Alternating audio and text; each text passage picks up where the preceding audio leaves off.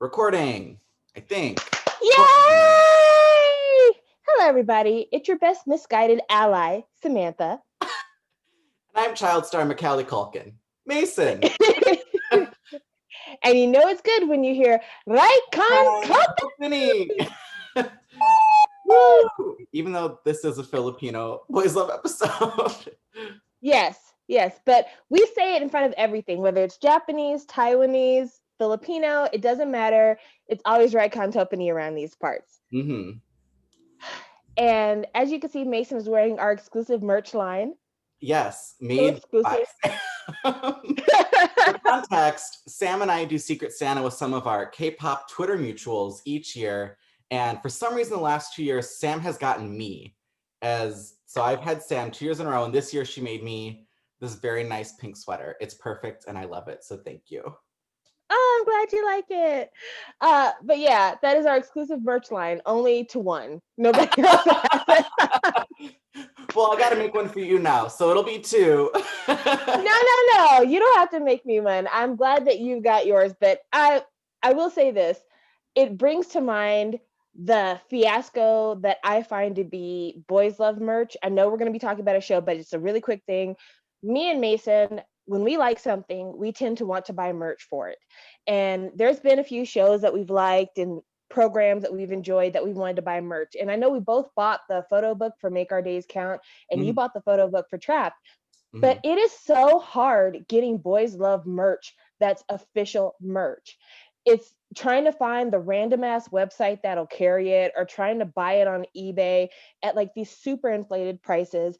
But what is even more frustrating for me is that I wanted to buy some of the Game Boys merch, and not only is the merch super freaking high, but there has been like literally no way to get it shipped from the Philippines to me. And that's just something I need the Boys Love industry to correct. You've got to find a way to get me your shit. Contact Yes Asia, because apparently they're a clearinghouse for everybody to ship their things through, but you've got to find a way to help me get your shit because I want to support, but I'm not going to jump through hoops to try to buy your merch. Right. Yeah. But anyway, now that I've gotten that off my chest, let's talk about Gaya Sa Pelikula, otherwise known as Like in the Movies. Now, I want to do something different with this discussion than what we normally do with our Boys Love discussions. One, because we did not have the best aftercare experience with Game Boys, so I'm trying to avoid that whole thing. But number two, my viewing of this program is very different than my viewing of other programs that we've discussed on this show. And I don't think going through the show in the way that we normally do fits the type of discussion I'd like to have regarding this show. So rather than giving you the synopsis and then going by the character and going through the timeline, I want to talk about the discussion points of this show because I think more valuable than talking about the sets and the lighting and all that stuff, talking about the discussion points that were in this show is really the most productive discussion because something that made this a show I wanted to talk to Mason about because I wanted to get his perspective on things, but also because I feel like this show reaches into places that a lot of Boys Love programs don't. And that's the reason why I feel like it's a good kind of piece to insert in your Boys Love manual.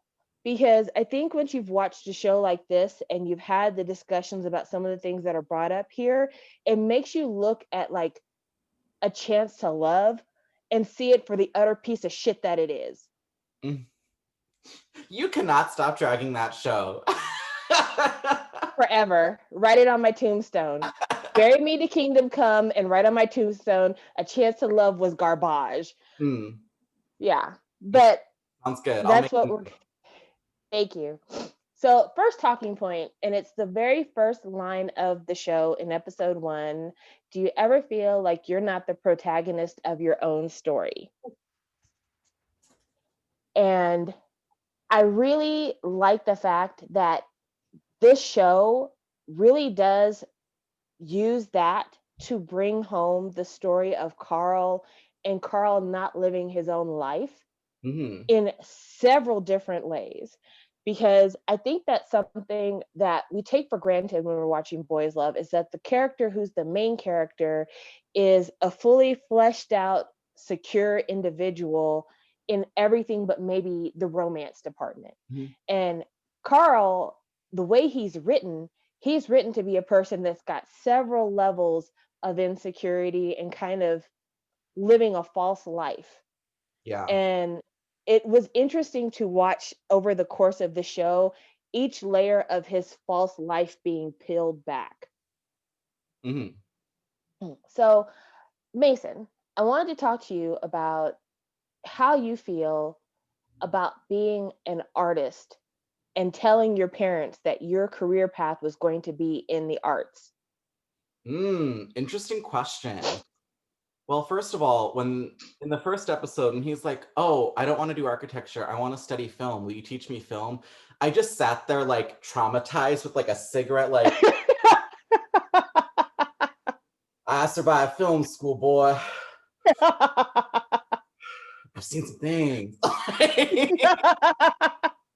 As someone who went to film school, I was like, don't go. Don't, the loans aren't worth it. Just watch a Lindsay Ellis video. Like, um, it was, I think it was different for me than for Karl because for me, I had been drawing since my dad says I've been drawing since I could hold a pencil. And I am also dumb. So there was really only one career trajectory. I also said when I was 5 that I watched Sleeping Beauty, the Disney one, and said, I don't know what that is, but I want to do that. So I've been wanting to work in animation since I was very little. And it's been like always there. So I feel like I can't really connect with him on that because it was always sort of there for me and my family. They were nervous about it because they weren't sure how much money it made. And I had to pull up like, it's called like the Animation Guild, is essentially it's our union essentially. And I had to look up the wages on the Animation Guild and show them to my parents and be like, listen, I'm taking out this amount of loans to go to this school, but here's what the payoff is. So it was a little bit like, maybe this is a bad idea, but it got squashed pretty quickly. Okay. I was wondering about that because that was one of the first things that I thought, like, there are a lot of themes in this show that are relatable to different people in different aspects of their life. But that was one where I was like, I feel like that's a very non-gendered, non-sexual conflict, is telling your family that you want to pursue a career path that looks kind of foolhardy in comparison to the other things you could be doing with your future, Right. you know. And so I didn't do that. I went to school for business administration, but I wondered, like, for you, was it kind of scary to be like, I'm going to step out there on faith and believe that this is my future and I'm going to do this? I think it's scary in the moment sometimes. I took a year off of school because of personal reasons, because I was like, I don't even know if I can do this, you know?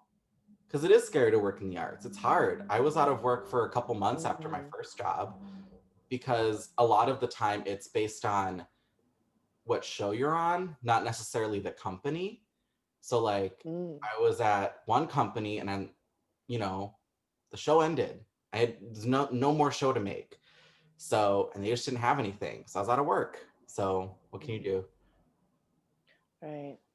So that was one thing that I was initially like, okay, we're having conversations. Like, it's not just, oh, I met a boy and hop, kiss, kiss, fall in love. It's conversations. The next one I wanted to have was the conversation about the way people interact with different parts of their family. I I watched this in another show. There's a show called Boys Lockdown, which is a Filipino Boys Love. And in that show, there's a character who has an older sister. And I don't know if you recognize, they kept calling Judith Ati Judith. Mhm. And that Ati is a special kind of phrasing. It's like saying big sister, but it's a very specific form of big sister, I guess. Mhm. And I apologize if I'm getting the terminology wrong. Anybody who happens to be a Pinoy viewer, and I'm sorry. But from what I understand, being an ati is a little bit different than just being a regular big sister, because being an ati basically means you're a surrogate mother for your younger sibling. And Mm, that's the reason why when you're watching the interactions that Vlad is having with Judith, and it seems like she's kind of like telling him what to do, and he's kind of like, yes, sister. It's because it's almost a maternal relationship that they have, in addition to having a sibling relationship. mm, And one of the aspects of being a sexual creature, whether you're gay, straight, ace, whatever, is that your family is privy to different aspects of that part of your life. Some people, their siblings and their parents know exactly the same amount about that. Some people, they're a little bit more graphic or a little bit more revealing to their siblings than they are to their parents. mm, And I wanted to talk to you about, like, when you were deciding for yourself how to come out to your family, mhm. did you find that your relationships with your siblings versus your parents, that they moved at different speeds and that there were different levels of revelation for all those people?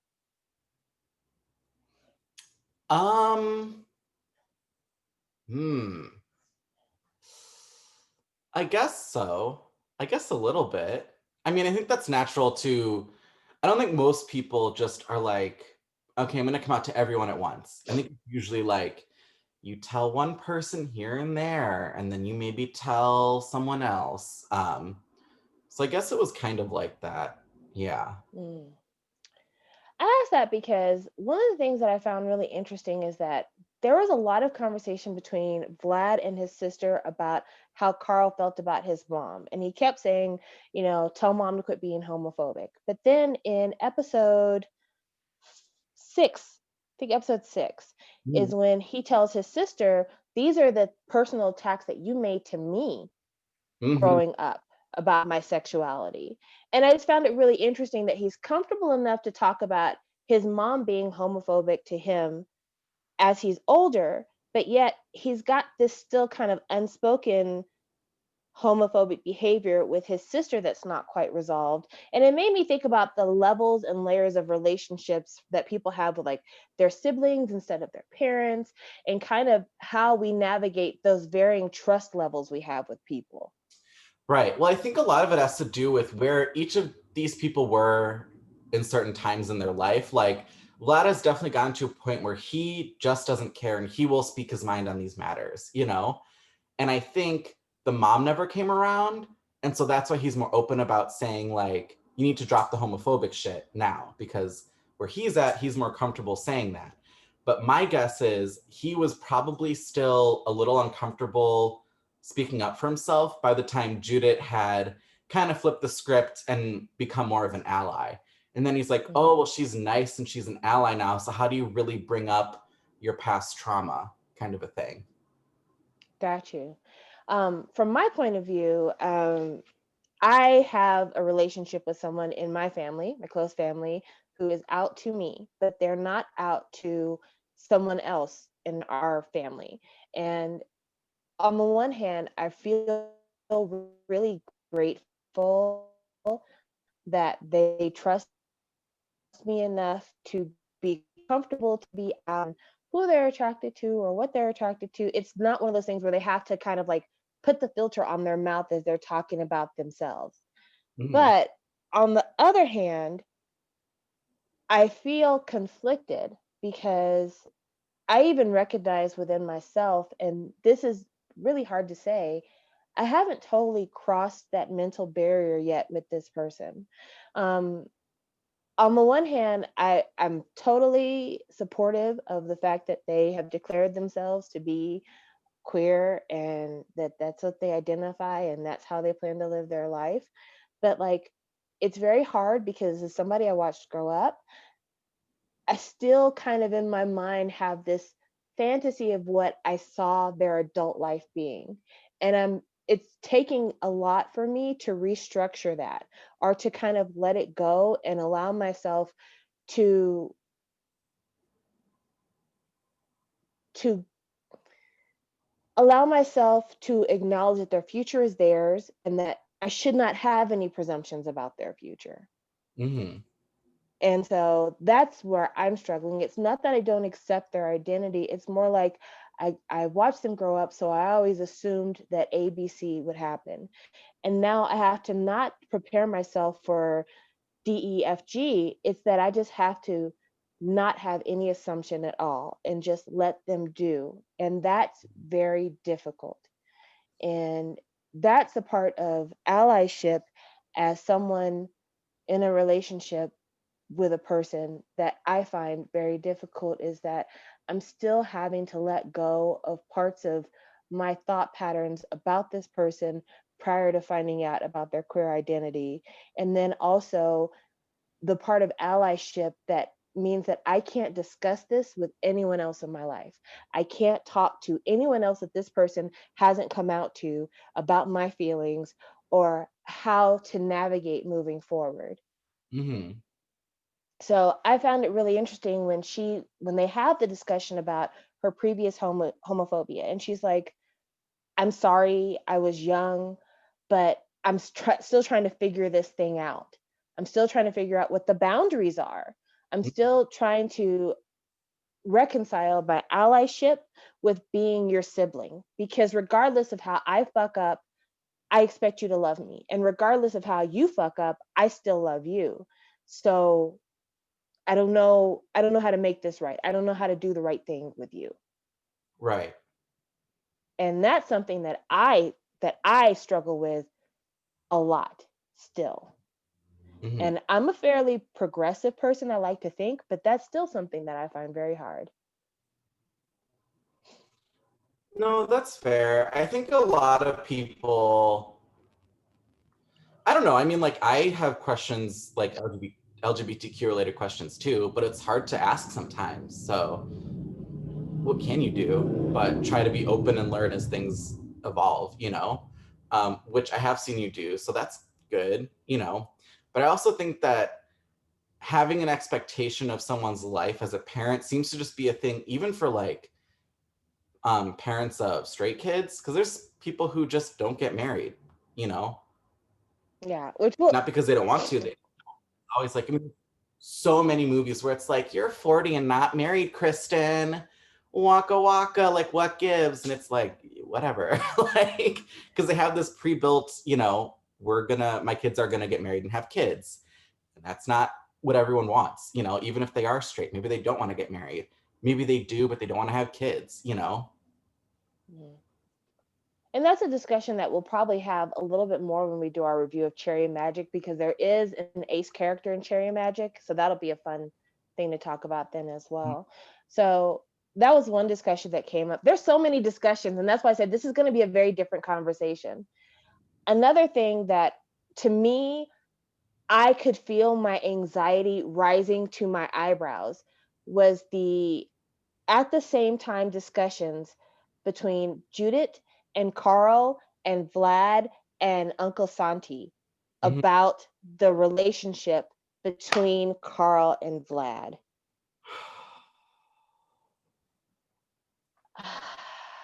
That was very stressful, especially the end. Because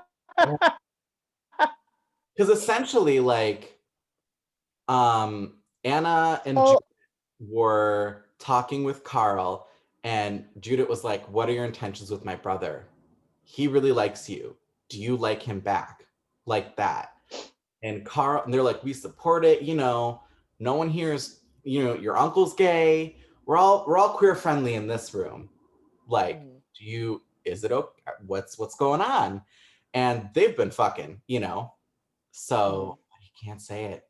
He says, "I don't like him like that." And you're like,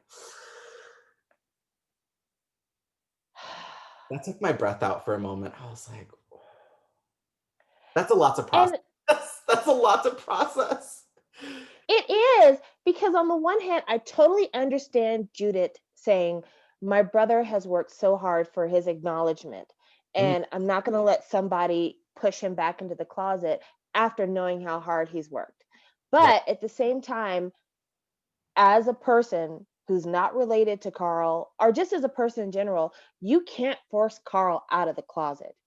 Mhm. And is it even appropriate to have that conversation with Karl when he's not out to be like, well, how do you feel about my brother? When if Karl was Carlene and you were saying, Carlene, how do you feel about my brother? Most people wouldn't feel that that's an inappropriate conversation to have. So it's like, what is Judith doing wrong? Is she doing something wrong? Is she right? Like, it's just so loaded. That conversation is so loaded, and it was very tense to watch. Yeah, I mean, I don't know how I feel about it. I don't know if what she did was right. I don't know if it was completely wrong either. I think it's a weird gray area right now. Like, I can see where she's coming from because, she's trying to be a good big sister and be like, listen, he's been hurt before, let's not do it again. But also, these two boys really haven't known each other very long, and we've seen every interaction that she's had with them. So I don't know. It's also just uncomfortable because clearly, we as the viewer know that Karl is at the very least bisexual, I don't know if he's gay, he never said it, but he is fooling around with Vlad. Is his name Vlad? Did I get that right? Yeah, it's Vlad. Vlad. But I don't know if the person is not admitted it to themselves fully, it's going to be really hard for them to admit it, even when someone is staring them in the face saying, I know you're gay. It's going to be really hard for them to admit it. So I don't know. I feel like she had this conversation too soon. Like, they were having a nice dinner, and I feel like she just kind of like, I feel like, I don't know, it almost could have like stunted his acknowledgement of things because it's kind of one of those things you can't force someone out of. And I think she could have worked on just, being more open to, what am I saying? On just continuing to just be a supportive ally instead of like big sister mode, because I don't think he needed that. And I feel like if I was in his shoes, I would have been completely distraught. Like I would be shaken to my core if that had happened to me at that point in time. Mm-hmm. I agree. Okay, and then on the flip side, we have Uncle Santi, who is one gay man talking to another gay man. Both of them are out gay men. But Mhm. Uncle Santi's relationship with Karl, of course, is extremely different because he watched Karl grow up. Karl is a member of his family. And he also knows how Karl's parents are, who Karl's parents are. And he's having this conversation with Vlad saying, give my nephew a chance to come out in his own speed. Mhm. And again, is he right to have that conversation with Vlad? Or is he wrong to have that conversation with Vlad because he's not allowed to interfere in whatever relationship Vlad and Karl are having, even though he is so close to his nephew? Mhm. And also, he, as an out gay man, knows how Vlad is fighting for acknowledgement and fighting for the opportunity to live his life transparently, but is saying, just give my nephew more time. Let's stay in the closet with him a little longer. So, I mean, that conversation was tense too, because it almost feels like you don't have a right to tell me to go back in the closet. Yeah. Neither conversations were good and would have left a horribly sour taste in my mouth. Yeah, it was bad, but like on the very first episode, there were hints that Karl's parents would not be right. Because one of the things that the dad was saying is like, yeah, your uncle's so nice that you use the condo. Too bad he doesn't have the same luck with men. Something to that effect. Like they made a snide comment about the uncle liking men. The Mhm. dad did. And then there's a conversation that the uncle has with Karl afterwards that confirms that, the family has not been, they have not been kind about the fact that he is an out gay man.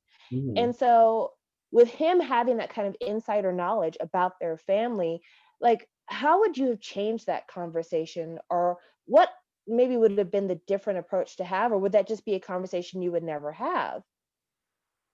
I think I think they had conversations with the wrong people. I think Monty should have talked to Karl. If we're gonna do it and he had to talk to someone, I think he should have talked to Karl, and I think Judith should have talked to Vlad, basically just to make sure they were both okay. Yeah. Just like, I guess the conversation is, are they making you do something that you're not comfortable doing? Because no matter what happens, you need to be true to yourself. Right. Okay, I see that very much so. So right after Judith talks to Karl and Vlad talks to Santi, Karl leaves the apartment and ends up in the courtyard of this complex, which I have to say, for someone who is nervous about being outed, this was a extremely public area to have this kind of romantic setup take place. Right. He ends up in the courtyard of the apartment, and there is this projection screen of all these kind of candid moments that Vlad has captured on film of them watching movies together. Mm-hmm. Wait, one thing I gotta mention real quick. If you're watching this and you're Filipino, I have to know, do you guys dip your chips into soda? Because when I saw that, I lost my fucking mind. I thought I was like, what? I rewound it 5 times to make sure that he was dipping his potato chips in that soda. Because I was That like, was funny. I've never even heard of this. I must know. Please. Is this a thing? Is this just like a cultural difference? Because that was wild to me. Or it could just be like a quirk of an individual quirk, like how some people dip fries into ice cream. Like that could just be him. If it's an individual quirk, it's gross and I will bully him for it. If it's just like you in the Philippines, like I'm not ragging on your culture, so I'll leave it be. Mhm.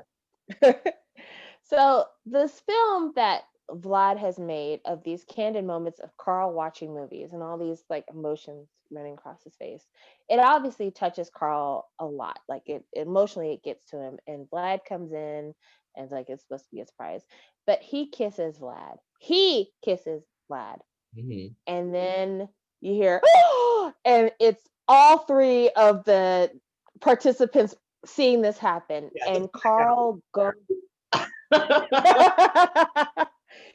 Karl goes into panic mode. And this conversation, this moment, out of all the moments in the show, was the moment that made me want to talk about this series, because it felt like I was watching somebody's life. Like I realize they're acting and that's all good, but it felt, I got goosebumps watching it because it felt so very real. Mm-hmm. And what was amazing to me is that when Vlad tells Karl, don't worry about it, they all know. Now, Karl knows that Anna probably knows. And he knows that Judith probably has an awareness. But when Vlad confirms that his uncle has always known, Karl says, am I that obvious? Mm-hmm. And I just was like, abort, abort, abort. I wanted to throw myself out the window. I was like, this is too real. This is too uncomfortable. I gotta go. I just the window. Oh, I pray for him. That poor boy.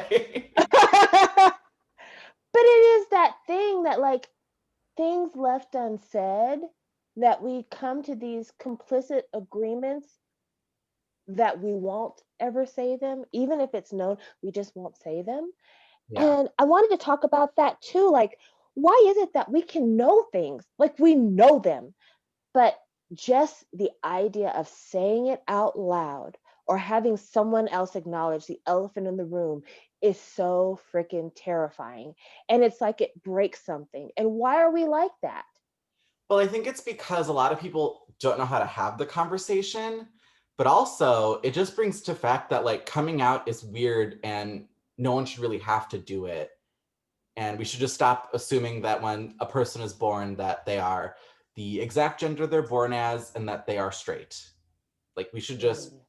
stop doing that. But that's a big discussion for maybe another day. Um, I just don't think people know how to have that conversation, because I definitely feel like my family for sure dropped hints, you know, that they knew what was going on. But I was like, no, no, no. You know, so Yeah. comfortable.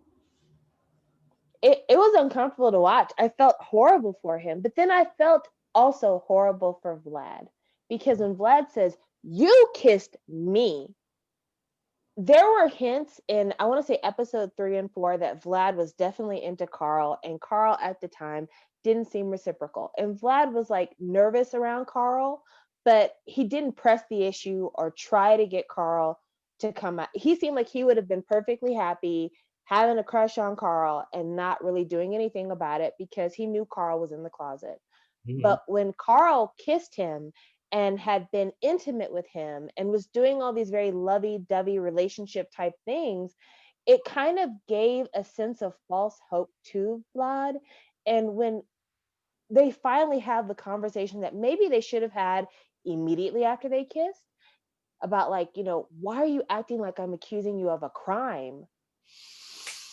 That line, what a good. Yeah. So, I mean, I felt horrible for Vlad too, because I really do feel like in a lot of ways, Karl led him on. Karl lied to him. And Mm-hmm. not lied to him, like told him one thing when it was really another, but like emotionally, it does feel like Vlad was kind of manipulated. And I don't know. I can't imagine being in that moment where you're coming off of one breakup with someone who wouldn't acknowledge you to their friends and acknowledge you to family. Mm-hmm. And then you end up in this second one where this person doesn't acknowledge you at all. And at that point, I'm sure that Karl's like, fuck. Or not Karl, but Vlad is like, fuck, is anybody ever going to want me? Is anyone ever going to love me? Why does this keep happening to me? Yeah. I will say, I'm going to put this in Karl's defense. I need to speak up for him. They were Okay. together for like because they were only living together for a month, and they didn't get together till their last week, I think. Mm-hmm. Right? That's the timeline, right? Yeah, because let's see, on the birthday, they hadn't kissed by the birthday. The birthday was on Christmas, but they were supposed to go to Vlad's house for New Year's, and they didn't because Karl told the sister the truth. So this is the semester break, and usually semester break is like a week before Christmas, and then maybe 2 weeks after New Year is the semester breaks. Right. Okay. So, and it was a month's run. Okay. So they maybe were together for like a week or two. If you Hmm. just really come to the realization that you're gay, a week or two might not be enough time for you to have all this conversation. It's a lot to process, you know? So I don't think he was deceiving him knowingly. I think he was just trying to explore his own feelings. And I think Vlad was, unfortunately, they're just not at the same place at the same time. And that's And the what's so brilliant about the writing, even though I will say this, and this is the most negative thing I'm going to say about this series, the color palette was dull and it made the series feel a little bit boring. There, I've said it. But there is a line, I want to say it's episode 2 or 3, where Vlad's talking to his friend and he says very clearly, I don't want to be used as a plot device for someone else figuring out their own sexuality. mm-hmm, And he says this before him and Karl ever have anything going on. mm-hmm. And I was just like, well, baby, it looks like you didn't have a choice in that one. Yeah. Yeah. So I don't know, but then Vlad could have said something like, "Hey, you're not out. I don't really want to do this unless you're out." But they kept fooling around for a week, so and that's the reason why I wanted to ask, like, when do you have that conversation? Do you have that conversation the minute they try to kiss you, like, hey, are you gay?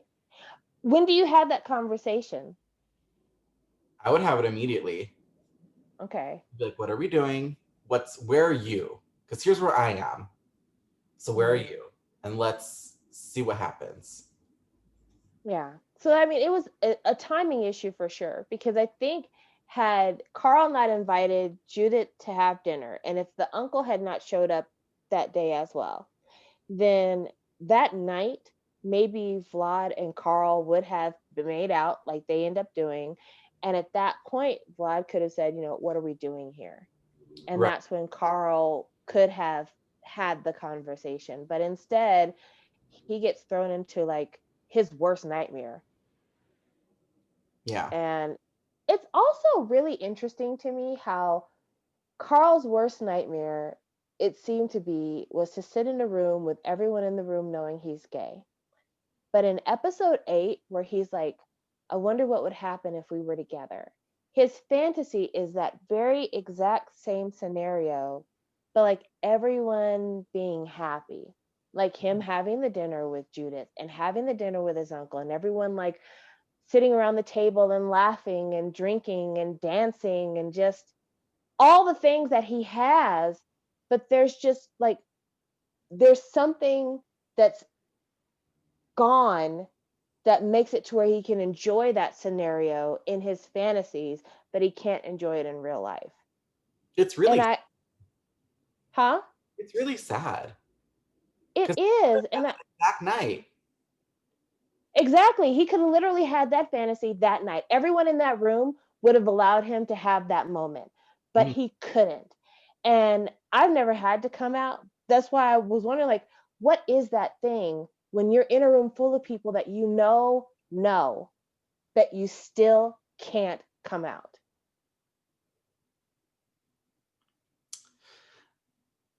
I don't know. I think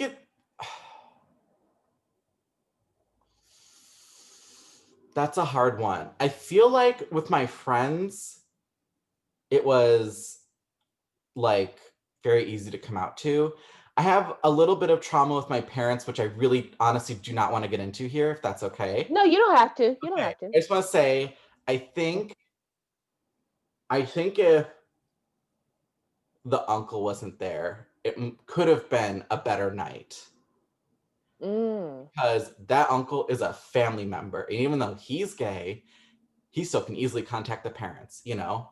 Even though he wouldn't, I'm just saying, I think it would freak me out too if I just came to the realization that I was gay. And maybe some of my friends knew, but my family didn't. Even if a gay uncle showed up, I think I would feel uncomfortable. Because mm, real talk, at the time, Karl had not even said it to himself that he was gay. right, Like, we didn't get that until episode 8 when he told himself and told us that he was gay. So right. it's a lot. Again, it all happened like in a week, and it's a lot. It is. I found that the most satisfying conversation for me out of this whole show was the conversation that Karl had with his uncle when he came out. And I think what I found satisfying about that conversation was that the uncle didn't ask Karl to come out. He didn't even really reference Karl at all. He just wanted a minute to tell his own story, Hmm. being that, I'm a gay engineer. I'm probably the only gay engineer our entire family knows. I own this condo. I don't rent it. And this is one of a couple of houses that I have. Hmm. I'm all these things, but when the family thinks of me, they think of me as someone who gets their heart broken behind men. And that's what my identity has been boiled down to. No matter how generous I am to my nieces and nephews, letting them use my condo for this experiment, no matter how successful I've been so that I have the means to allow my nieces and nephews to have access to my condo, I'm still that guy who gets his heart broken behind men. Hmm. That he's like, no matter what happens to me in my personal relationships, all of my accomplishments are mine. Everything I've done in my life belongs to me. I'm still a successful engineer. I'm still me. And I found it very satisfying that the uncle had this conversation because he's not telling Karl you have to come out. He's not even telling Karl I know that you're gay. He's just saying when you're ready, if you're ready, this has been my experience. So if anybody in the family would understand, I promise you it's me. Hmm. And I just thought that was a really sensitive way. to have that conversation without pushing somebody into a space that they're not prepared to be in.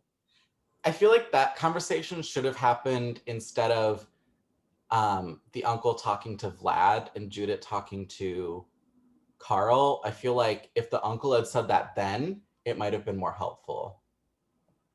I agree. Differently. I agree. And if we were trying to rearrange things to have their best outcomes, I think that Karl and the uncle would have had their conversation first. Then Vlad and Judith would have had a conversation separately about what's going on between Vlad and Karl. Then everybody would have gotten together and had dinner. Mm-hmm.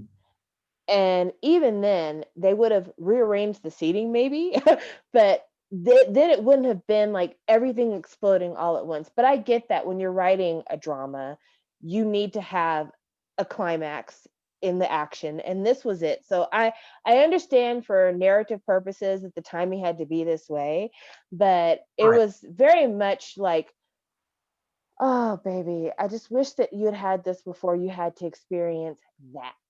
Yeah, no, I totally get it from a storytelling perspective. It's just like, if we wanted to make it lovely and perfect, this is how it would happen. Because I like them together, but I do like the kind of bittersweet ending of they're like, you know what? We'll stay talking to each other, but we're at different places right now. And that's okay. Yes. And I thought that the conversation that Karl has with Anna after he's back in school and he's staying at his uncle's condo was a really good conversation because Anna tells him, it's nice to have it out here, but having it out there is a totally different thing. Right. And Because it brings go back to ahead. when Vlad and Karl were on the bed in episode 8, and Vlad's like drunk, and Karl's like, I just wanted to keep it inside. I want it to be just us. And Vlad's like, but I wanted to show you the world. I want to show you to the world. It's like, Mhm. like, that got me. And then Anna repeats that with her sentiments as well. I really thought that you were going to sing the song from Aladdin, and I'm very disappointed you didn't. A whole new world. I really thought you were like, I could show you the world. I would love it if this show just paused to have them sing that song. Like, there's no other scene like it in the show. It's very out of place, but we just have it anyways.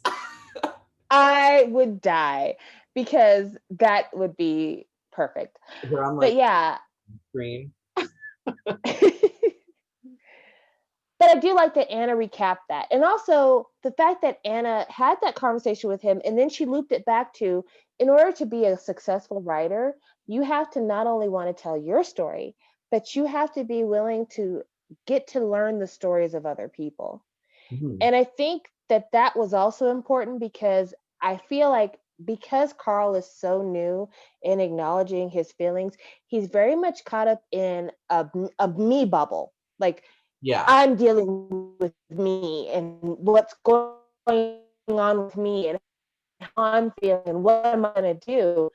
I think that he is indirectly unkind to Vlad because he's still having a hard time understanding that Vlad's got his entire own story. Now he knows about it because Vlad was very clear about his story, but he's still so caught up in my me bubble, this place, this room, this apartment, us here, that I don't think that he has gotten to the point where he sees where not only do you have to kind of respect and honor other people's stories, but in doing that, it kind of adds another dimension to your own story. Mm-hmm. And so I thought that was really a good thing to kind of bring home. Like when they showed the uncle going through Grinder, I was like, Yeah. yeah, you know, Like, good for him. Get you some. yeah, get back on that horse, don't let one little relationship thing knock you down. And Mm-hmm. the uncle looked happy too. That was the other thing that I really liked. The last time we see the uncle in that little flash of other people's stories, the uncle looks happy Mm-hmm. because It is true. Like, yeah, we all get our hearts broken. We all have these moments of insecurity, but then we do it again. And it's not always like that. It's not always like that. Sometimes it's fun. Yeah. Yeah. So So I don't know. about the fucking batshit crazy backstory that Karl has. Because, Oh, okay, I'm gonna be very honest with you guys. I found this show pretty boring the first few episodes because not a lot was happening. And then we get Karl's backstory, and this shit is bananas. So Karl's parents, Karl has an older brother, also named Karl. And the parents went to the beach when Karl, the oldest brother, was a toddler, and he drowned. The parents looked away for a moment. He had some weird line where his dad was like, "Yeah, the best way to teach kids to swim was to throw them in the water," and then the kid drowned. So, parents, horrible, horrible move. But so they had a second son who they also named Karl, and they basically tried to give him the life that their previous son had. The previous son was like, "Oh, I want to be an architect and I'll build a house for the family." And he drew like a picture of this house he was going to build for the whole family. And there's even a scene where Karl was on the phone with his parents. His parents like, "Look at this picture of a house you drew." And he's like, "I didn't draw that. Big brother did. Because I don't want to do architecture. That's his dream." And it's like, oh, that's so fucked up. Like, I don't know how I'd feel if my parents were trying to make me live the life of my deceased brother. That's fucking bananas. and that And goes back to the opening line of I'm not the protagonist in my own story. yes, honestly, we needed more time on this. I'm like, y'all should talk about this episode because we need time to process this and have these conversations with the parents. Absolutely. If there was ever going to be a season 2, I'd want to explore that relationship that Karl has with his parents and the relationship that Vlad has with his mom and his dad, because Karl's parents, first of all, I find that extremely cruel. Like, as a parent myself, that shit is crazy. So, just TMI for all of you. I have actually given birth to 2 daughters, but my second daughter was stillborn. She was named, everything. She's actually buried. But had I had another child after her, I would never have given that child her name because she was her own person in my mind. She was her own self. Even though I never had a chance to raise her, she was her. And if I had another daughter, I would never give that other daughter my first daughter's or my second daughter's life because she deserved personhood. Even though she didn't make it, she deserves personhood. And I can't imagine as a parent not acknowledging that your children as individuals deserve their own personhood. Mm-hmm. And to think that you could give birth to somebody and just fill in the blank of a life that's unfinished, that seems horrible to me. Mm-hmm. So, I mean, I don't know what the fuck Karl's parents are thinking. It's insane. It's like pageant moms, but like on a whole other level. Yeah. It's wish fulfillment, dream fulfillment, but it's just like totally erasing the fact that this is a whole other person, a whole other soul. It's just not acknowledging that at all. Mm-hmm. Ugh, I don't like it. I don't like it. And then Vlad's backstory, to have your birthday be on Christmas is already harsh enough. My ex-husband, his birthday is 2 days after Christmas. He always had his shit blended. He hated it. Oh yeah, my sisters, both of their birthdays are on Christmas and they hate it. So his parents, as he explains, his sister was born out of love, his brother was born out of lust, and he was born to save the marriage. And as he was growing up, his mom is like, "You saved our family." Mm-hmm. Why would you do that to a child? But then Karl comes home at 6 years old, 6 years old, and is like, "Dad, the kid that sits next to me shared his snack with me. He's so nice. I like him so much. What a great friend." He's 6 years old. This baby's not thinking about sex. This baby's not thinking anything except for like the kid next to me is so cool. His dad hits him.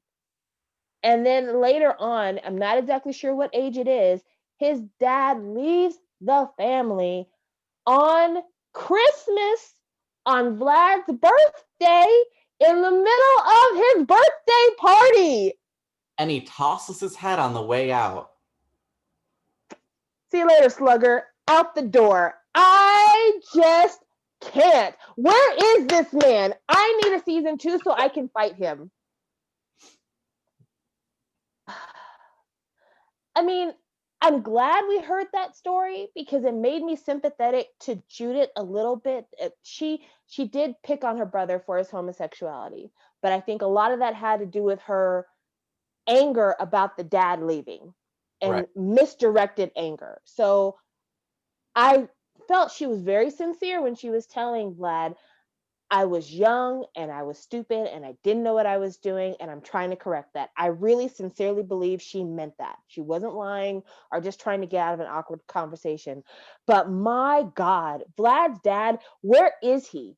Because how can you be so cruel? How could you not at least wait until the next day? Mm-hmm. Why would you ruin Christmas for all of your children and ruin Christmas and your son's birthday for one of your children? Right.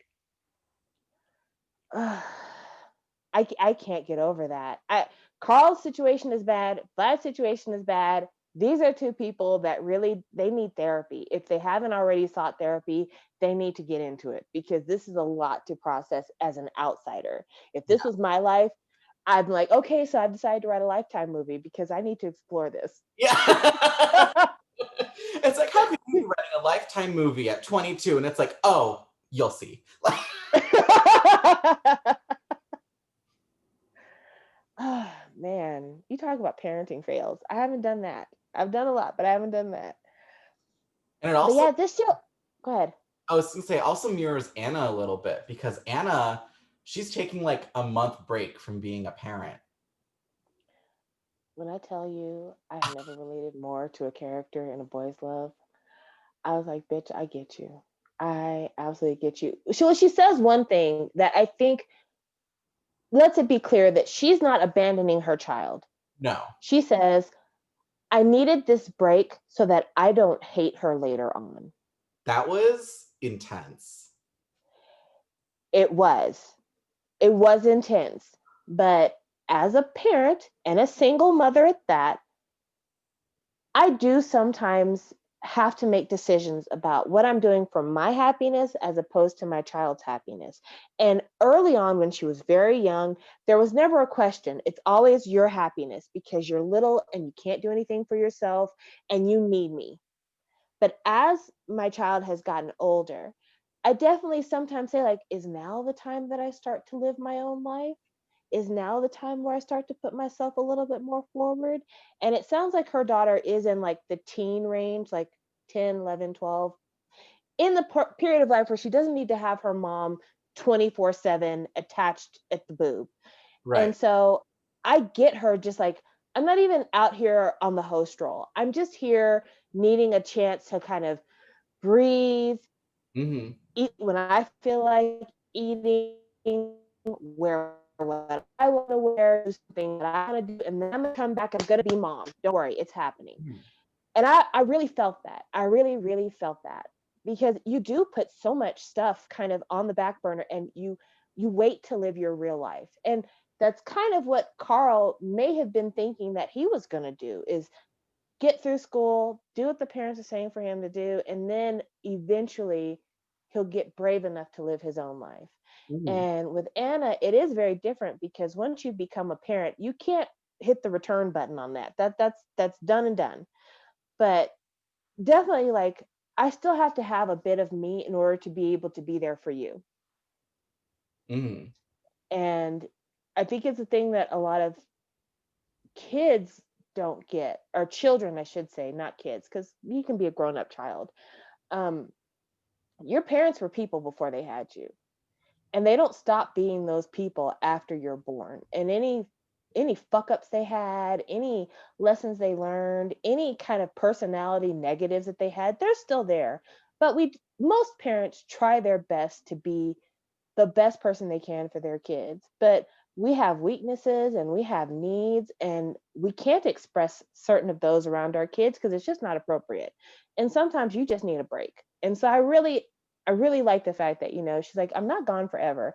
I just needed some me time. Mm-hmm. So I liked Anna. I liked Like, her a lot. yeah. Yeah. Mm. I She think, was a good foil. yeah. I think that covers most of our discussions on like the issues that the show brought up. Hmm. I think so too. Go ahead. Yeah, I can't think of anything else that I'm like, oh, that was a good talking point. Um, yeah, I thank this show for bringing up some super important talking points because I think we had a really good discussion about those today, and I think that they're important to have and continue having. I know what we haven't talked about. What? The ambiguous ending. Oh, open for interpretation. Yes. So if somebody was to ask you, does it have a happy ending? I don't know how you would answer that. I would never say it had a sad ending because no one seems sad in the last frame. But is it a happy ending? It depends on your definition of happiness. I would have put a content ending because I would say it's a content ending because I feel like when you're talking about a romance story, a happy ending is someone gets married, they're together, something like that. But this end, they're not together. However, it seems like they could still have a relationship, maybe just platonic, you know? Mm-hmm. I like the ending because the way that the story went, I don't think, like, if Vlad showed up drunk and Karl took care of him and they were like, oh, let's just get back together. I don't think that would have satisfied me because I don't think that's a very earned, I don't think it was earned. I don't think Karl's there yet. Mm-hmm. So I like the idea of, well, maybe they didn't talk for a bit, but at the end of the day, they still have a lot in common in the fact that they both want to do the same thing when they are adults. And so they meet at like their college's film club and they sit next to each other. And I'm like, I like that because it opens it up to being maybe in the future when Karl is ready, they could do something. But it could also be, sometimes you just have gay friends that you're not in with. And it's nice to have someone that can share experiences with you and understand you on that level, especially since Karl is kind of on his own right now and doesn't really have anyone to talk about it with, I guess, besides his uncle. But it's nice to have someone his age for him to talk about it with. So Right. I think it was a good ending because it leaves it open to be happy. It didn't leave me feeling burned or sour. I feel like this is the correct ending for this story. I absolutely agree. I think that it almost couldn't have ended any other way and felt like it was in keeping with the vibe of the rest of the series. Yes. Yeah. So, I mean, if they decided to do a season two after Karl has kind of cleaned up his family ties and it comes with himself, I wouldn't mind them getting together, but Karl's not ready. And honestly, Vlad is not ready. Vlad gets drunk after everything busts up with Karl, and he finds out that his ex was cheating on him and lied to him about the fact that he was cheating on him and had come out to their entire friend group because he cared about this person he was cheating with so much. Mhm. That's a lot to get over. And like I said earlier, both Vlad and Karl need therapy about their childhoods. So, in a lot of ways, Vlad's not ready and Karl's not ready. And they really do need to work on each other before they ever try to get together because it's just going to explode with all these things left unsaid. Right. So, I really am very content with this ending. A lot of times when there's open endings, it's always like, and then the door creaks open and then cut to black. Like the open ending of Waterboys, the movie, unsatisfying. But this is an open ending that feels a lot better. Right. I forgot how Waterboy ended. they're at college and he finds out that the other guy is his roommate. Oh, yeah, that was a bad movie. Yeah. So, with all that being said, there are some technical issues with this show that I don't want anybody watching this to take it as us shitting on the show. I interpret it this way, and follow me if you feel the same. I feel like the material as it was written and as it was directed was very personal to the people making it. And because it was so personal, I think that they forgot that they were writing this for other people. And some of the more entertaining things that get inserted into series were not taken into consideration when this show was made. So this show, So as this much as show, it is a great conversation for us, it's not a great watch for everybody who's watching Boys Love for the entertainment value, because there wasn't a lot of the entertainment elements there. The color palette was very brown and kind of dull. The lighting, there were some serious lighting issues with this show. Like there was some stuff that was just almost too dark to watch. And Ian is a very good actor. Ian played Vlad. I thought he was great in his role, but Paolo is a newer actor. I think this was his first starring role, and it showed. And so I really feel like this show would be great if a more experienced actor had been playing Karl. And this show would have been great if maybe the color palette was a little bit varied, if maybe there was a little bit more variation in um, locales, locations, and if maybe there was a little bit more joy in the midst of Karl and Vlad's pre-relationship. Yeah, I agree. I think I think I can get over the like lighting and that stuff because a lot of that comes down to budget. So I think if the show was made on a small budget, I think they did what they could with it because it's not the worst looking show I've seen this year. Love by Chance season 2 and End of Love, I think, are worst looking shows. Oh, absolutely. But I think my main thing that I want is tighter writing in the first few episodes.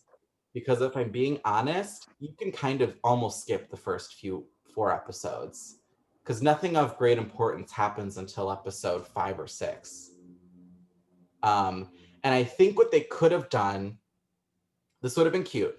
And I think we could have had more time of them talking about film and things that they were interested in. Like, we could have had a whole scene where he's like, okay, you want to get into film? What do you want? Do you want to do like, you know, do you want to watch something like Akira Kurosawa? Do you want to watch something like Quentin Tarantino or a modern day popular Filipino director? Like, where are we starting with this? What do you want out of film? And seeing them explore that would be nice. Seeing them bond over that. Playful banter, like he could even say like, why do you dip your chips into soda? Like, that's kind of weird, dude. And we could go with that. We could have them watching movies with Anna outside on the terrace or on the patio where he had the film in the 6th episode, I think. Mm-hmm. Like we could have had a movie moment there, and it ties into later when he has, oh well, this is our watching spot, but this time the film is about how much I love you. I just think Mm. it could be a little Yeah.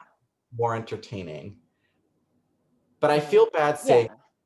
because again, this feels like a very specific show with a very specific point of view, especially in the last few episodes. And I was reading the comments in episode 8, and people were like, this is amazing. This means so much to me. I came out to my family because of this. And like, it was full of love. And this show has to mean so much to a lot of people. So I feel bad criticizing it because I've been in that place where people will criticize a thing that means a lot to you. It's really hard to take, you know? Me and the Given review. Yeah. Like, I really love Call Me by Your Name, the movie. And that movie gets shit on so much. Like, even on TikTok the other day, it was like, some guy was like, can we stop talking about Call Me by Your Name? You'll need to stop making that your personality. And I'm like, but it's a good movie. Why do y'all hate it so much? So yeah, sometimes you just really love a thing because it means a lot to you. And it can be hard to hear the feedback for it. And that's okay, because I'm with you.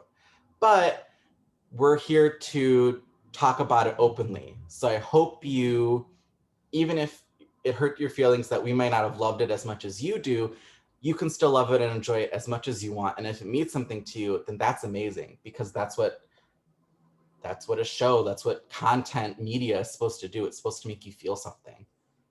And I also feel like if you've gotten this far in the review, you have to understand that we have a lot of respect for this show. We could not have talked about it the way that we did and have our own personal revelations throughout talking about it the way that we did if this show didn't touch upon something very real for both of us. Mm-hmm. So, I mean, absolutely, I have a lot of respect for the writer, the director, the actors. I'm just saying that because this project, again, it feels very personal, sometimes we don't think about it in how other people are going to see it. We're just wanting to get ourselves out there. This Right. may have been a conversation that this writer has been wanting to have forever. And it's like, I just have to put this here. These things have to be included. This has got to be what it is. And that can sometimes be tunnel vision. And when we're talking about the world of entertainment, you kind of have to have a broader perspective. And that's something that I would have brought into the early episodes. Mm-hmm. And it takes a lot of skill to do that. It takes a lot of skill to bring romance and comedy and drama and emotions and lightheartedness to things. That is part of the reason why when we watched Itzy and we talked about Itzy, our gush over it wasn't just the fact that it's beautiful, but also all of those things are there. Now, definitely, they didn't touch upon a lot of the very real issues with coming out that this show did in very specific terms. Yet and still, there was a lot of reality to that show, but also a lot of entertainment value. And I think that's something that as the BL industry in the Philippines grows, you'll see it done more and more skillfully as it progresses. But Mm-hmm. this is a baby industry. And I feel like shows like Game Boys and shows like Gaya Sa Pelikula are really upping the game, and it's going to lead to people who are able to merge the two together, the entertainment value and the social political aspects of it as well. So I Right. think this is an amazing start to that growth. Mm-hmm. I'm with you. Yeah. So if I was given a review for this show, I would give the show a solid 7, maybe even a 7.5. And I feel that way because the last, I would say the last 3 to 4 episodes of this show are absolutely worth the watch. Mm-hmm. Absolutely worth the watch. And it makes you feel. And that's really important. No matter what the show is, it makes you feel. And it made me feel. Mm-hmm. Mhm. I'm with you. I think I give it a 7.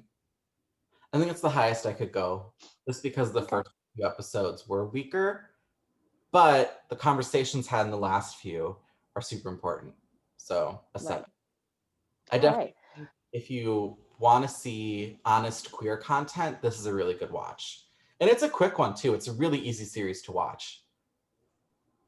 Oh yeah, it's 8 episodes, but each episode, I think the longest episode is 40 minutes. The first few episodes are about 20 minutes. So this is a really quick series to get through. You can get through it in a day. And if you're watching it on speed, you can get through it even faster. Yeah. Yeah. All right. So I want to talk to you guys, and this is not a rant per se, but this is a conversation. I want to talk to you guys about BL presentation. So, not pertaining to this series, but pertaining to a different series. There's a series in the Philippines called Why Love Why. And the director of the show was a part of a panel of directors and creators talking about queer content in the Philippines and this resurgence of boys, or this surge of boys love series. And he talked about how in his series he wanted to specifically make sure there were shower scenes and skinship scenes because that's what gets people watching. And he said something that I found bizarre. He said that BL series are made for gay men, so that's why you need to have these things. And that is a totally different conversation than I've ever heard on Twitter, because I hear a lot of people talking about how, with all these women writing BL stories and those stories being converted to shows, it feels like a lot of BL content is made for the straight woman gaze rather than for the gays. Yep. And so I wanted to talk briefly, because this could be a whole other conversation, about who is BL for and who does BL owe itself to be for. Right. I have a connection to that with my manga of the week because it's a very old manga that I found in Little Tokyo. And it has a dust jacket. And on the dust jacket is an advertisement for yaoimanga.com, the girls only sanctuary, where it says, I love boys. And forums, merchandise that has seme, and it says it's lonely being being at the top, and then a shirt that says uke, which is a bottom, which says root for the underdog. And you're like, this was made for women.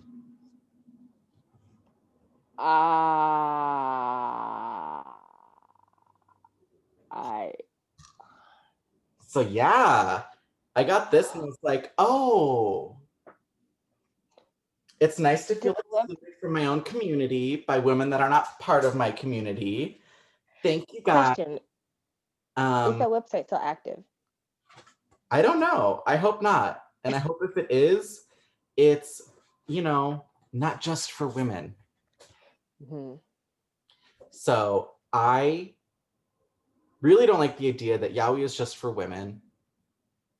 I think it's insensitive and rude. And I think you're excluding gay people from a space that is meant for them. And I think Right. it makes me genuinely angry when people say that. Like, this really pissed me the fuck off. Yeah. Boys Love should be gay stories written and told by gay people. That's what it should be. And if a girl likes it, that's fine. Enjoy the content, but it's not made for your fetish gays. And it should not be. And I think when there's a show I think that's why something like Together 1 and 2 really rubbed me the wrong way, because that's what it felt like it was for.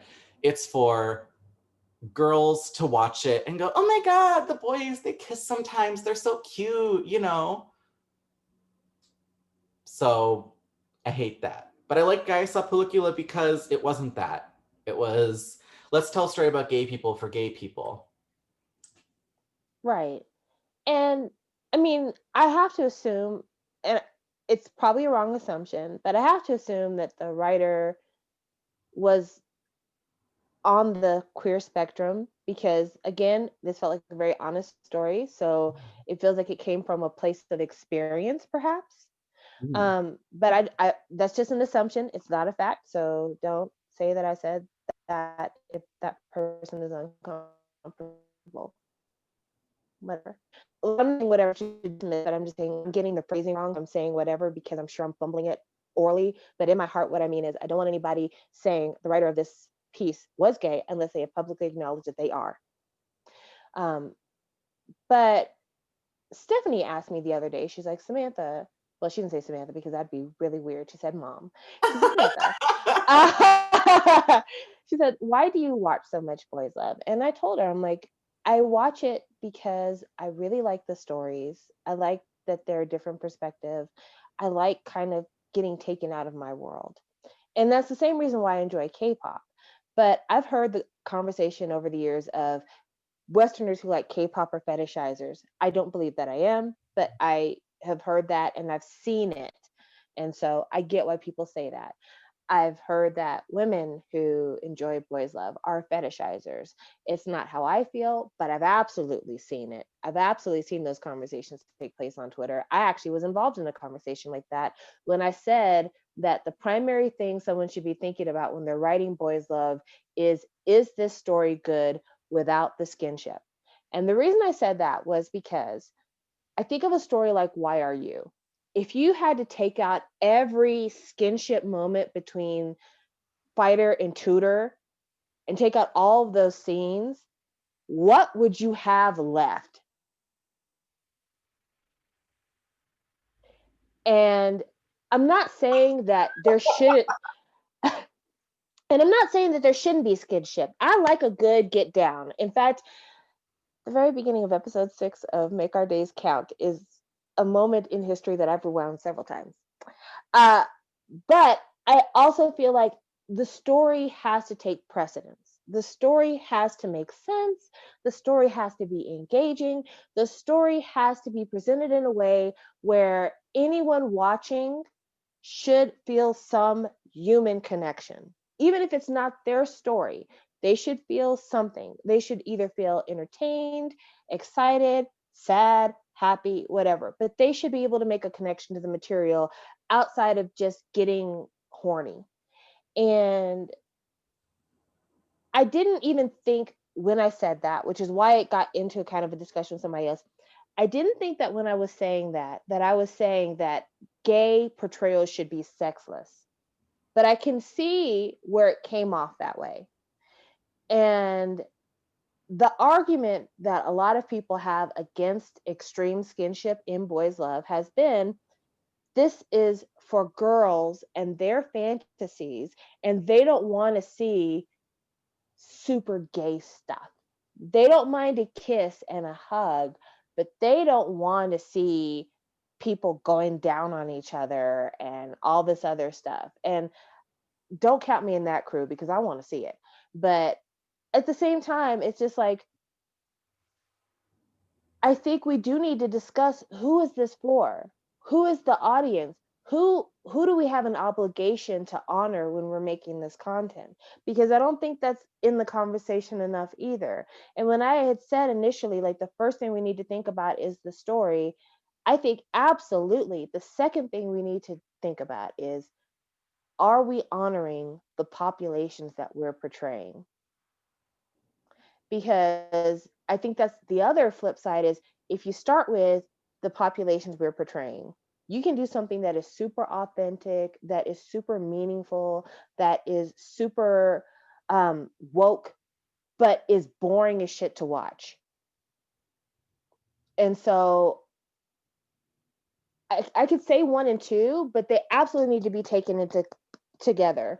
The audience that you're portraying deserves to have a primary consideration in the material you're making, but also, does anybody really want to watch this? Like, is it fun to watch? Is it engaging to watch? Would anybody care to watch this? I feel like those things need to be discussed, and I don't think there's enough focus on those things. Instead, it's focus on how much skinship can we do? How popular was the source material? Who can we get to portray these characters who's super cute, even if they can't even fucking act? And I feel like a lot of the focus is on the wrong things. It's on the wrong audience and it's on the wrong things. So that's why I wanted to talk about it because, like I said, this could be a whole video on itself, in its own, on its by itself, but it isn't really talked about nearly as thoughtfully as it should be talked about. And I think something we all need to keep in the back of our mind as we're engaging in the content is like, is this honoring to queer people? Mm-hmm. It doesn't have to be, super like, and this is why we had a pride march in the middle of the series. It doesn't have to be that, but it definitely has to be something to where, prime example, I'm watching Chon Chon Leti, and in this show, one of the main characters, Ton, is extremely aggressively straight. That's the best way I can put it. He's not aggressively homophobic, but some of the stuff that he does feels very homophobic. And this show is supposed to be a romantic comedy, and it's got Mike and Top Tap as the secondary couple. And I know someone on Twitter who said, I'm not gonna watch the show anymore because I'm tired of Ton's homophobic ways. And I get it. I would never make anybody watch that. But like, in writing a show that is funny and has fun moments and has, like, oh my gosh, he's shirtless moments, it also is extremely hurtful because one character is having to be subjected to this other character constantly trying to make them straighter and make them more manly, and is upset that other men are attracted to them because that's gay. Like, that's horrible. And so, yeah, there's probably girls who are homophobic who still get off on Boys Love, who's like, this is a totally appropriate way for the show to be conducted. I don't see what the problem is. Mm-hmm. But then there's gay men, like the person I talked about that's on Twitter, who's like, this hurts me. Mm-hmm. I'm not for this storyline. I would never fall for a jockey straight guy who's constantly telling me that I'm too feminine and that I need to mask up. Mm-hmm. And so I don't know. That needs to be in that conversation. I agree. I think we should have it one day. I think that could be a good episode for us. Yes, but our next episode is good.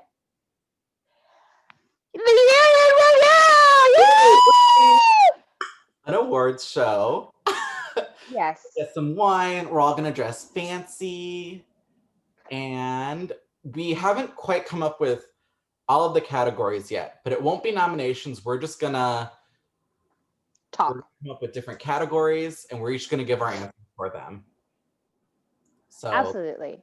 best drama per country that we've reviewed, best actor, maybe best kiss.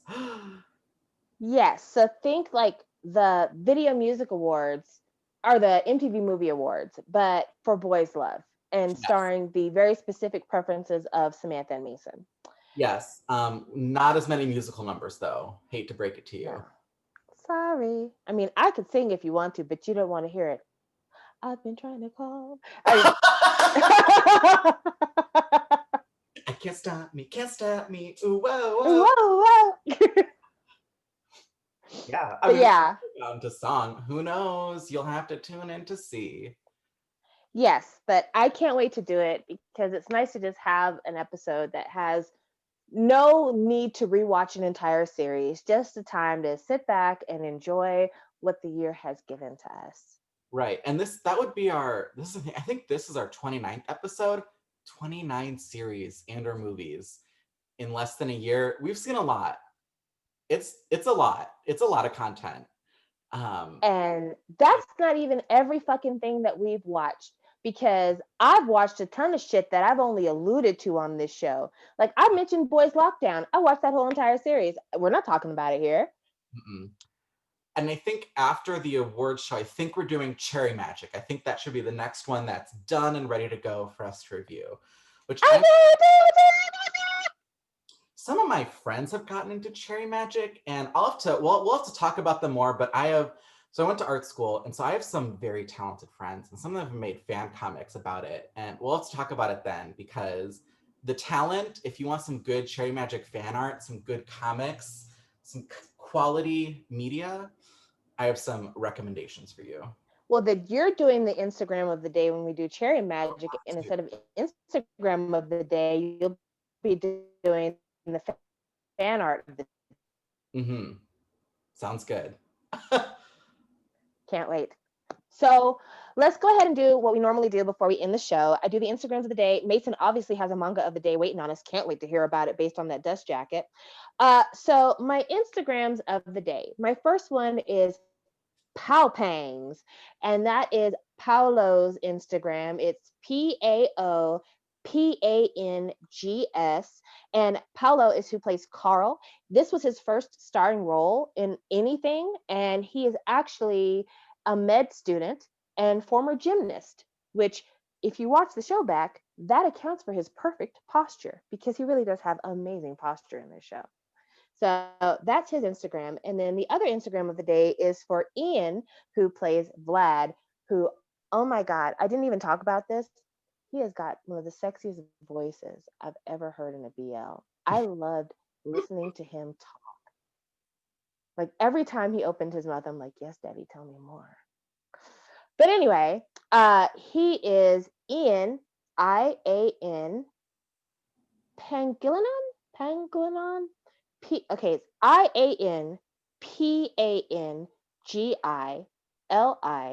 IANPANGILINAN underscore. Fun fact, both of the lead actors have the same last name, which Oh, is crazy because their last name is so incredibly long. But yeah, same last name. And so those are their Instagrams. So if you'd like to check them out, please do. I'm going to tell you this right now. Paolo's Instagram, a little bit boring. Ian's Instagram, it's art student Instagram.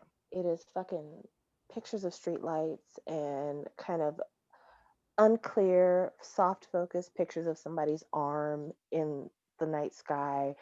It's very much what you would expect from a theater actor art student. So if you're not prepared to be caught in the film student feels, stay away from Ian's Instagram because it's trying to suck you into that place. It's a lot of like, this is my own personal photography I took on a night out. And just warning you ahead of time. All right. Manga of the day. So my manga of the day is interesting. So I went to Little Tokyo a few days ago because I have a gap in work, and I was like, I bet Tuesday at noon no one will be there. And I was right. So I went to this place in LA called Anime Jungle, and they just have a lot of anime and manga related merchandise. They have a lot of manga. They have a lot of anime figures. If you want to buy an anime figure, you got to go to Anime Jungle in Los Angeles. Keychains, they have everything.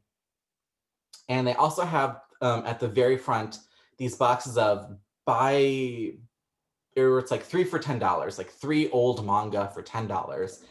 And one of them was this. They had a small little boys love section in that. Most of them were series and they never had the first volume. So I only got 2. I did not fulfill the 3 deal. But one of them I grabbed was You and Harujian. And I'll read the synopsis. It's Haru stands alone. Like the lonely flower he was named after, he alone stands atop a field of green, with his face upturned to the sun as the harsh winds of reality rock him to and fro. After the untimely death of his father, the teenaged Haru finds himself orphaned and facing a mountain of debts left behind by his parent. Confused and naive, Haru isn't quite sure what to do until a friend from the past, Mr. Seno, comes to his rescue. Seno, it turns out, is a lawyer and is willing and able to help Haru. Help that soon extends beyond Haru's legal needs. As his feelings snowball, Seno must figure out what he wants to be for Haru, surrogate father or lover. Like a plain and simple flower, this manga by Keiko Kinoshita is also unpretentious, but is chock full of unexpected surprises and sweet revelations. Pick up a copy and be lost in the bittersweet story of you and Harujian. Um, It so sounds soft. it's soft. It is an age gap story, which I'm not usually into, but I figured it would be interesting. It would figure to be an interesting read because I like the cover. It just looks pretty to me. This is also very old. This is from 2004, which feels like a lifetime ago. That's And a whole ass teenager. yeah, 16. And it's not even made the way manga is made anymore. Like it has a dust jacket. When's the last time you read a manga that had a dust jacket? Unless it's like the very new, maybe there might be like some hardcover limited edition copy of some like Dragon Ball or something, like something nice, but like just like a normal print with a dust jacket on a soft cover. Um, it's interesting. It's a really quick read. It's not a huge amount of dialogue. The art's pretty okay. It's nice. It reminds me of, I forgot his name. Oh man, the manga artist who did 21st Century Boys, Monster, that guy, really famous, and I can't forget his name. Very reminiscent of him and that art style. Not my favorite, but if you can find a copy and this type of story appeals to you, I think you'll like it. It's very soft. It's a nice read. Read it before bed. It was just very nice, pleasant, good afternoon read. And that's my manga of the day. With Yay! Dust Jacket though. So the name of the manga again, just for everybody? It is called You and Harujian. I'm gonna put it here. You and Harujian. All right. Okay. Well, I think that's it for today. Is it? Yeah, that's it for today. Join us for our award show in 2 weeks. We cannot wait to wine and dine and reminisce over the year that 2020 has been. Baby, this has been a year.